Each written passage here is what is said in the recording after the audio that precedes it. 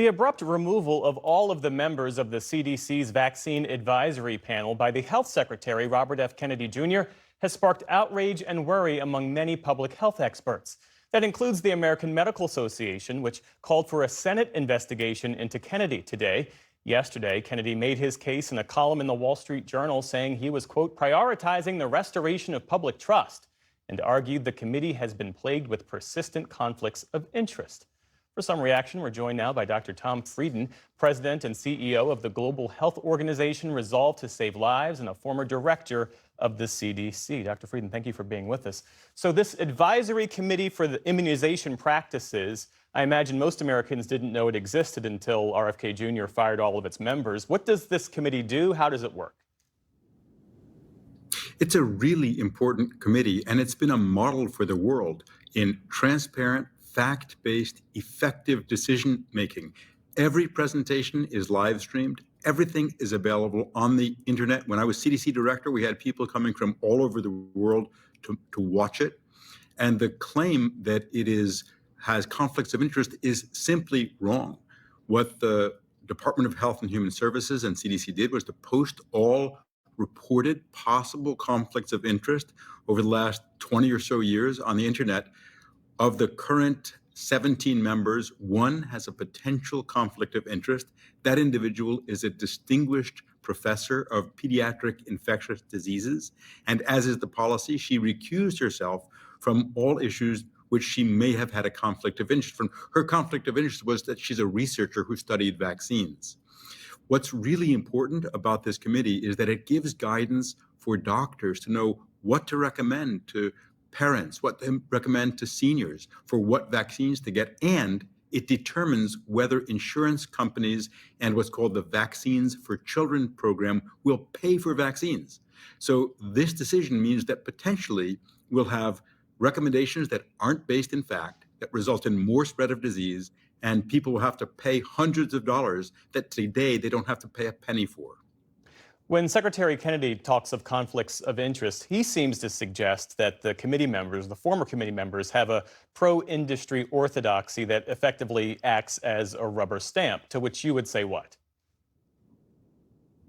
There are many instances where the committee has decided not to recommend a vaccine. Just last year, a new vaccine, the RSV, which is for older people, new vaccine, important vaccine, bad illness, but as more people get vaccination, you can see some possible what are called safety signals. So there was a possibility, not proven, but a possibility that there may be a rare adverse effect. There's really no way to know this until millions of people get the vaccination, and therefore the committee restricted or limited the groups that are recommended to get the vaccine. So this is simply untrue. How might this affect routine immunizations and the ability of insurance to cover them? We're already seeing a decreased immunization rate. And when Secretary Kennedy says he wants to restore trust, the fact is that his activities over many years have been one of the main reasons there are questions about vaccines. The reality is that if there are lower vaccination rates, we will have more trouble controlling measles, which was eliminated in this country in the year 2000. And we're now having more cases and more deaths than we've had in many years, and whooping cough, which is increasing. The real concern here is that we're undermining, Secretary Kennedy is undermining and stopping a process that has been transparent, effective, and fact-based, and replacing it with we don't know what, but based on untrue statements, misinformation, and frankly, fringe beliefs. Well, put this move into the wider context of other actions Secretary Kennedy has taken.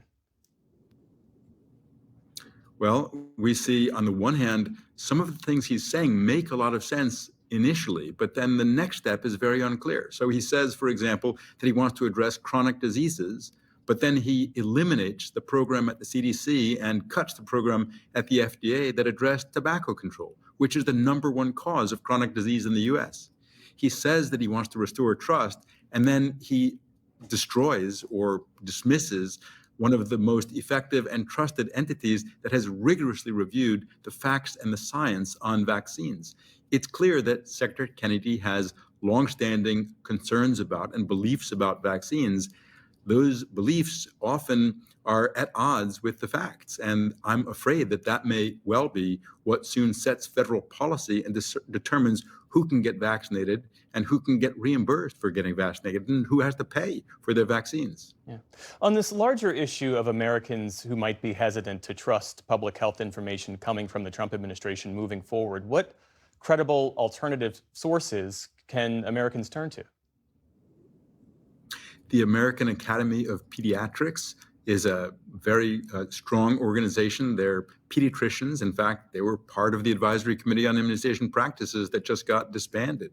I think one of the things that we do have to address is there are concerns. Some of those concerns are always with vaccines. Ever since vaccines were discovered, there have been concerns about them because you're giving something that's an injection, usually, to people who are healthy. And so you want to make sure that it's really safe and really effective. One of the things that does undermine trust is the very high price and the very large profits that the pharmaceutical companies are making from vaccines. And ironically, a lot of those vaccines were created with taxpayer dollars, with research that taxpayers funded, and then the companies are making really profiteering level profits, billions or tens of billions of dollars from that. And I think that does cause justifiable concern, outrage, and questions about whether decisions are being made effectively. But this is the wrong place to try to fix them. The ACIP was a bulwark against the inappropriate influence of some pharmaceutical industry. And instead, we have very idiosyncratic beliefs, inaccurate statements being made. And I really worry about what advice doctors will be able to get from the federal government and be able to give to their patients so we can all protect ourselves and our families. Dr. Tom Frieden, President and CEO of Resolve to Save Lives. Thanks again for being with us this evening. Thank you.